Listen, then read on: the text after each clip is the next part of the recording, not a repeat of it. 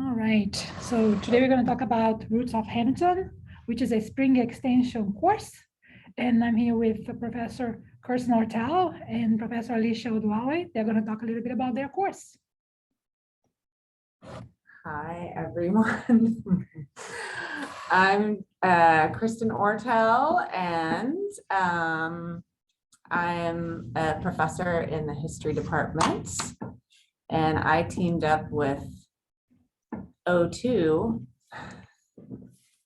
want to introduce yourself, Alicia? I'm Dr. Alicia Oduale. I'm an assistant professor in the anthropology department. And last time we taught this class, because our last names both start with O, they named Dr. Alicia Oduale O1 and me O2. So that's why I said I'm O1, or she's O1, I'm O2.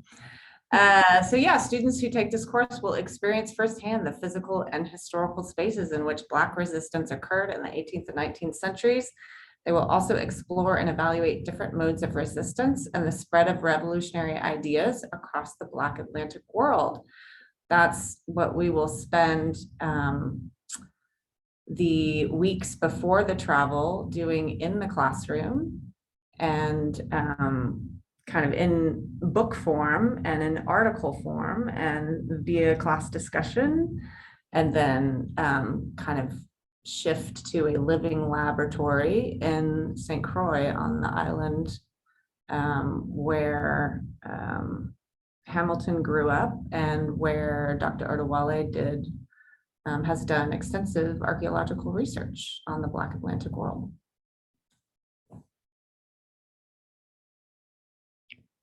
Great, so a little bit of the course timeline. This is a regular spring course. So just like any other spring course at TU, the course will run January to April. And then after the end of the semester here at TU, then all students in the class are going to travel to St. Croix, US Virgin Islands, from May 8th to May 18th. Attendance in the trip, participation in the trip is required, and the final project will be due after the completion of the trip. They'll be part of the class in order to pass the class.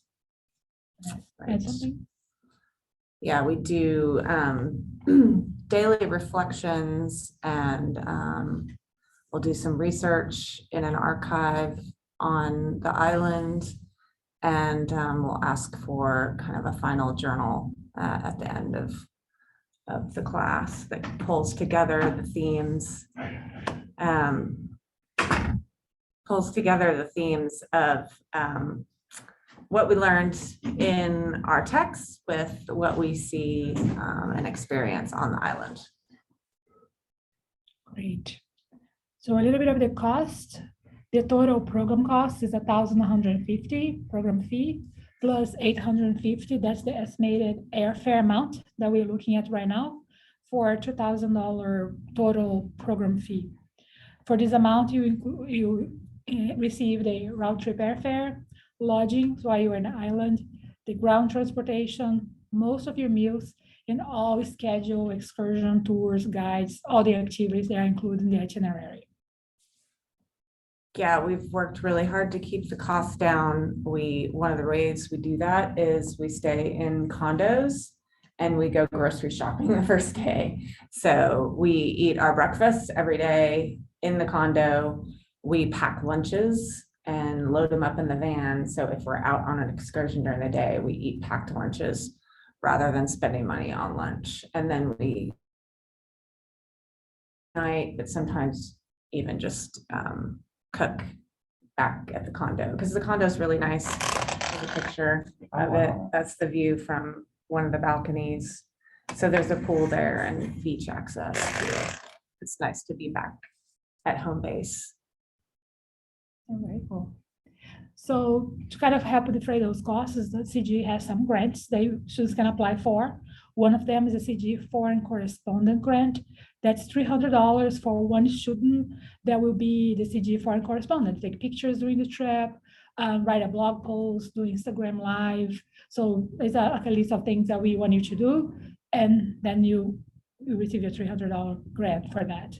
And also we have the CGE Global Engagement Mentor Grant. That's also $300 grant. And that's for one student in the class that's going to be chosen to be the mentor of their classmates, but also like a helper, going to help CGE with a few tasks before the trip, but also during the trip, if you need to, something related to the grocery shopping, or count how many students got on the van, or pass out some handouts, or anything like that. There's many, many little things that this person will help us throughout the trip. And also we have the critical need grant, and this grant for students that are considered to have critical need by Student Financial Services.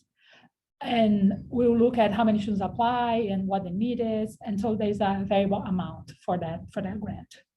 But you have to be considered critical need by financial aid. So getting ready for the trip, and check the validity of your passport or apply for a new passport. Yes, US Virgin Islands is the US, you don't really need a passport, but they might require proof of citizenship. So passport's a good document to have to prove your US citizenship, especially when you're coming back to the US. And another way to get ready is making sure that you are up to date your COVID shots. It's not a requirement, but we don't want anybody to get sick during the trip. So get your latest booster and things like that, and apply for the CG grants. Anything else that you? No, I mean, Dr. O, I think all of our students had their passports last time. It's just, that seems to be pretty common. I would recommend getting a passport if you don't have one already, even though it's technically not necessary. Just more convenient. Yes. So the enrollment logistics for the course, you need to enroll like you enroll any other spring course through self-service with your student success coach. And then you need to register with the CGE.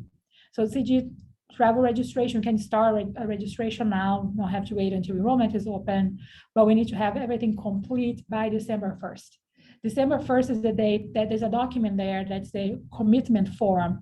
That's the day that you have to commit to go to the court and go into the course. After that date, we're going to start making travel arrangements on your behalf. We're going to book airfare. We are reserving different things. So if you change your mind after that date, you might not be able to get any money back. So you should commit it to the $2,000 for the trip. So no refunds after the commitment date of December 1st. Unless there's another pandemic and nobody can go. Of course, yes, unless there's a major emergency, a major situation. Yeah. Yes, and things happen, but talk to us about those. So can you talk more about St. Croix or the activities they're gonna do there? Yeah, so you can find the full itinerary on the CGE website, or you can contact either Dr. Odewale or me with questions about different activities. But yeah, we kind of start in Christiansted, which is I guess technically it's a city. It would be a small town in our reality in the United States mainland. There we go. So and we do a walking tour, and that's kind of where those of the students who are obsessed with Hamilton will get their fix. But then we will also tour the fort itself, which was used as a prison and was possessed by different European nations, from France to England to Denmark. Obviously, Denmark was the longest holding European colonial power there. And you definitely get a sense of the Danish history on the island. It is, as Laura said, technically US territory, but it does not feel like the US.